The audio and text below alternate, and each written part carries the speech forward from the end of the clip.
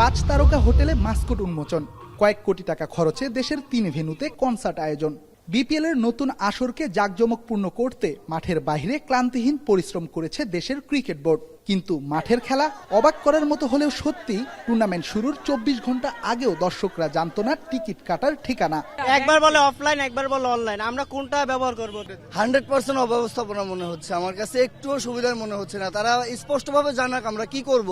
সময় যত গড়িয়েছে টিকিট নিয়ে দর্শকদের মাঝে বেড়েছে ক্ষোভ। স্টেডিয়ামের 2 নম্বর গেটে জড়ো হতে শুরু করে টিকিট প্রত্যাশীরা।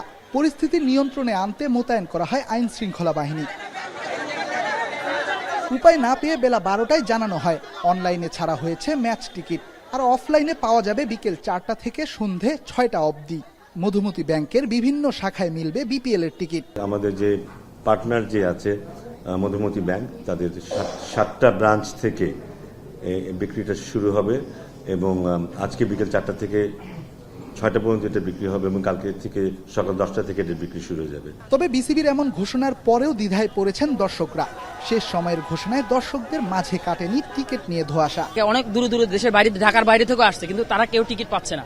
আমাদের দর্শকদের কোনো দাম নাই বিপিএল এ। খেলা প্রাণ হলো দর্শক যদি খেলতে যায় তাহলে তো বিপিএল এর ভবিষ্যৎ ভালো হবে না আগামীতে। বিপিএল এর ইতিহাস বলছে টুর্নামেন্ট শুরুর অন্তত 3 দিন আগে জানা যেত টিকিটের মূল্য কিংবা টিকিট কাটার পদ্ধতি।